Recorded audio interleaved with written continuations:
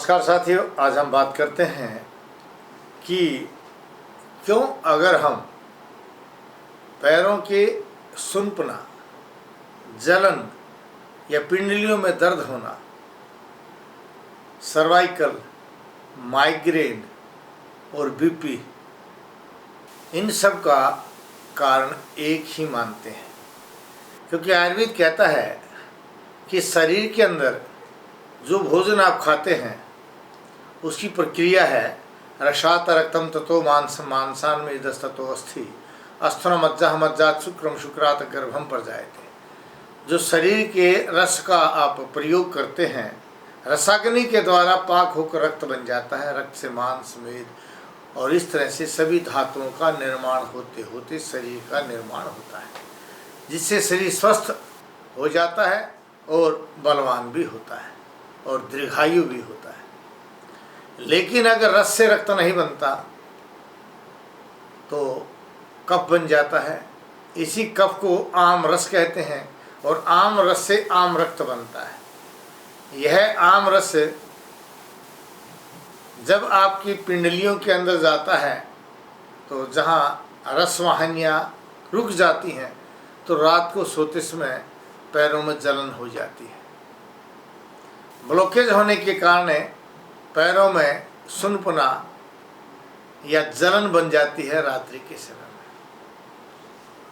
में। और यही रसवाहिनियाँ जब आपकी दिमाग के अंदर रुक जाती हैं तो वहाँ माइग्रेन बन जाता है, क्योंकि वह वायु को नहीं जाने देता, वायु को रोक लेता है। आकुंचनम प्रसारणम उन्मेषम निमेषम या भी क्रिया भी जायन्ते शरीरे सभाते न सिद्धते। शरीर का फैलना, सिकुड़ना और खुलना और बंद होना, ये सभी क्रियाएं वायु से चलती हैं और वायु पूरे शरीर में घूमती है। और इस वायु को जहाँ भी अवरोध होता है यानी रुक जाती है, आगे जाने का स्थान नहीं मिलता, तो वहाँ या तो दर्द हो जाता है या भयंकर पीड़ा बन जाती है या वो नस फट जाती है। जब दिमाग में नस फटती है तो आप लोग कहते हैं कि ब्रेन हेमरेज हो गया, और यही नस अगर फूल जाती है तो आप कहते हैं कि पैरालाइज हो गया, सूजन आ गई है। और यही नस छोटी छोटी नसों में जाकर के जब फट जाती है तो शरीर में नील से पड़ जाते हैं, नीले नीले धब्बे से बन जाते हैं, यानी वायु के अवरुद्ध होने से।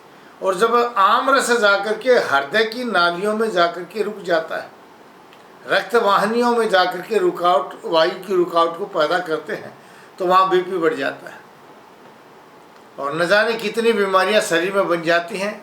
तो वहाँ आयुर्वेद कहता है कि अगर यहाँ आप पेट को साफ कर देते हैं, और पेट को साफ करने के लिए दो प्रकार की औषधियाँ हैं।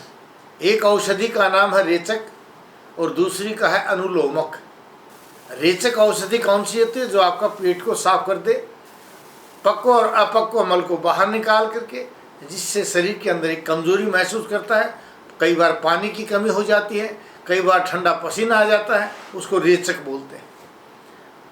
और दूसरी होती है अनुलोमक, जो शरीर के अंदर डाइजेशन पावर को बढ़ा करके आपके अपक्व मल को पका करके मल द्रव्य को बाहर निकाल देती है, जो शरीर के अंदर ताकत और एनर्जी दे करके आपको परमानेंट ठीक करती है। आपको लगातार आपके कब्ज की दवाई, गैस की दवाई या अपक्व की दवाई नहीं लेनी पड़ती है। हम आपको अपक्व, आपको ऐसी औषधि का निर्माण बताते हैं, उस औषधि का प्रयोग बताएंगे जिससे आप शरीर के अंदर जो है अनुलोमक औषधि के द्वारा मल को साफ कर सकें। और जब आपका मल साफ हो जाएगा तो कहीं आमरस और आमरक्त नहीं बनेगा, और आमरक्त नहीं बनेगा, आमरस नहीं बनेगा तो हृदय रोग, चाहे वो बीपी हो, चाहे वो सर्वाइकल हो, माइग्रेन हो, बीपी हो या एसिडिटी हो या पैरों की जलन, सुनपना या झंझनाहट हो या वेरिकोसिल हो या नर्व वेरिकोज हो, ये सभी चीज़ें आपकी अपने आप ठीक हो जाती हैं। तो मैं बता रहा था आपको अनुलोमक औषधि के बारे में। तो हमें क्या करना चाहिए? भोजन से पहले आप थोड़ा मीठा लीजिए, और भोजन के बाद में भोजन अंते तक्रम पेयम, भोजन के अंत में तक्र यानी लस्सी या नमक या अदरक का प्रयोग करना चाहिए। अगर आप ऐसे करते हैं तो आम रस बनना बंद हो जाएगा, और जब आम रस नहीं बनेगा तो आम रक्त भी नहीं बनेगा। दूसरा मैं सरल उपाय बताता हूँ। भोजन के बीच में आप पानी में नींबू निचोड़ लीजिए और उस नींबू पानी का मुहुर्मुहुः वारं वारं वा जिह्वां प्रक्षालनं कृत्वा भोजनं करितव्यम्। बार बार जिह्वा को धोते हुए, मुख को साफ करते हुए घूंट घूंट करके पानी पीना चाहिए। उस पानी को जब आप ऐसे पिएंगे तो आपको न आमरस बनेगा, न आम रक्त बनेगा और न ही ये बीमारियां बनेंगी जिसका मैंने आपको कारण बताया। और तीसरा इसका सबसे सरल उपाय क्या है कि अगर आप सोचते हैं, ज़्यादा टेंशन लेते हैं, उसके कारण भी हमारे शरीर का डाइजेशन सिस्टम कमज़ोर होकर के आमरस और आमरक्त को बनाता है। तो रात को सोते समय नाक में घी डाल लीजिए, वह भी आपकी इन सब बीमारियों को ठीक करने में आपका सहयोग करेगा। गच्छामि पुनर्मिलनाय जा रहा हूँ दोबारा मिलने के लिए निभाओं के साथ कि आप स्वस्थ रहें, अपने परिवारजनों को स्वस्थ रखें, भारतवर्ष को स्वस्थ रखें। जय भारत, जय भारत।